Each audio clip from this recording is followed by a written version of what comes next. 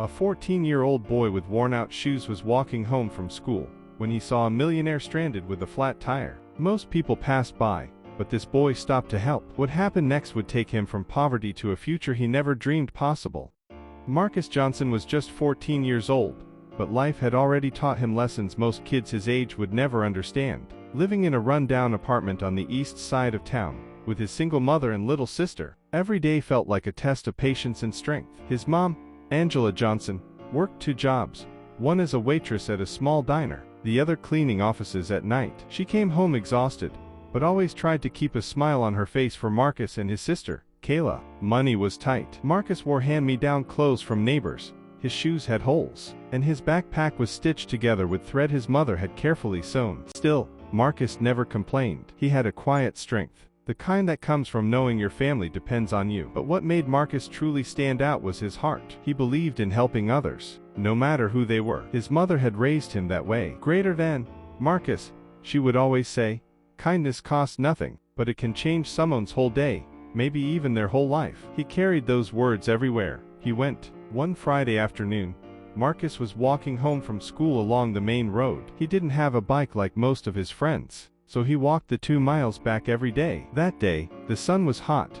and he was tired. As he rounded a corner, he noticed something unusual. A black Mercedes-Benz parked awkwardly on the side of the road, hazard lights flashing. Beside it stood a tall man in a sharp suit, looking frustrated as he stared at a completely flat tire. Marcus slowed down. Most people passing by barely glanced at the scene, assuming the man could easily call roadside assistance. After all, someone driving a car that expensive didn't look like he needed help. But Marcus stopped. "Excuse me, sir," Marcus called out. "Do you need help with that?" The man turned. He was in his late 40s, well-groomed, clearly successful. His name was Mr. Richard Harrison, though Marcus didn't know that yet. Mr. Harrison gave the boy a small smile. "I appreciate it, son, but I don't think you can do much here. The tire's pretty big, and I was just about to call someone." Marcus shook his head. "I can do it. My mom's car gets flat tires all the time. I help her fix them. Please, let me try." Something about the boy's determination made Mr. Harrison pause. He had been standing there for 15 minutes, sweating in his suit,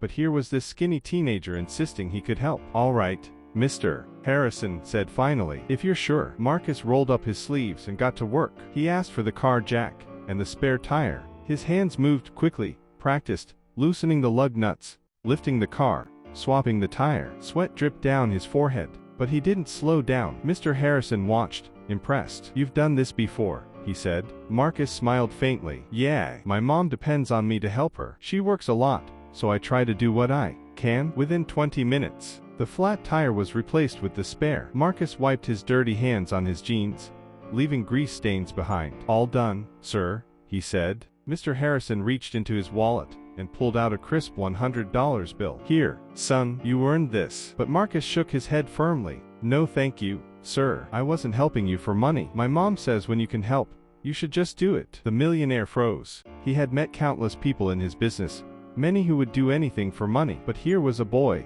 clearly from a poor background, refusing $100 simply because he believed in kindness. "What's your name?" Mr. Harrison asked quietly. "Marcus. Marcus Johnson." Mr. Harrison insisted on giving Marcus a ride home. Along the way, they talked. Marcus told him about his life, how his mom worked double shifts, how he helped take care of his little sister, how he loved math and science, and dreamed of becoming an engineer one day. "But college is expensive," Marcus admitted softly. "I don't know how I'll make it, but I'll figure it out somehow." Mr. Harrison listened carefully, saying little, but inside, he felt something stir. This boy reminded him of himself when he was young, full of dreams but struggling against the weight of poverty. When they arrived at Marcus' apartment building, Mr. Harrison saw how small and rundown it was. He watched Marcus run upstairs with a smile, waving goodbye. Something inside him knew this wasn't the last time he'd see that boy. 2 weeks later, a sleek black Mercedes pulled up in front of the Johnson family's apartment. Angela Johnson was startled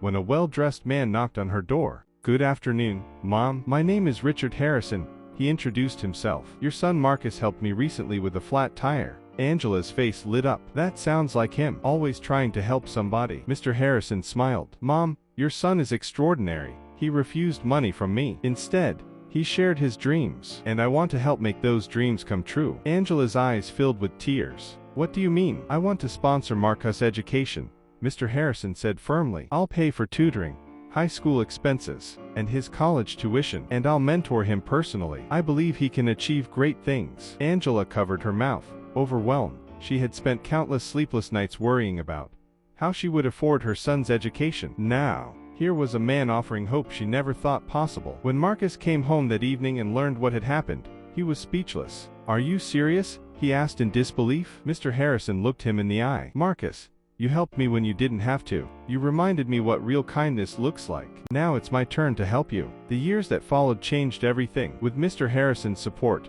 Marcus excelled in school. He had access to tutors, new textbooks, and opportunities he had only dreamed of before. He spent weekends at Mr. Harrison's office, learning about business, discipline, and leadership. Mr. Harrison became more than a mentor. He became like a second father. Marcus' hard work paid off. He earned top grades, won science competitions, and eventually earned admission into one of the country's best engineering schools. Angela and Kayla watched proudly as Marcus transformed from the boy with worn-out shoes to a confident young man with a bright future. In college, Marcus focused on developing technology that could help struggling families like his own. He created affordable housing innovations that allowed homes to be built safely and cheaply in poor communities. By the time he graduated, Marcus had already caught the attention of investors. With Mr. Harrison's guidance, he launched his own company, one dedicated to making housing accessible to low-income families. At his graduation ceremony, Marcus was chosen as the student speaker. Standing at the podium in front of thousands,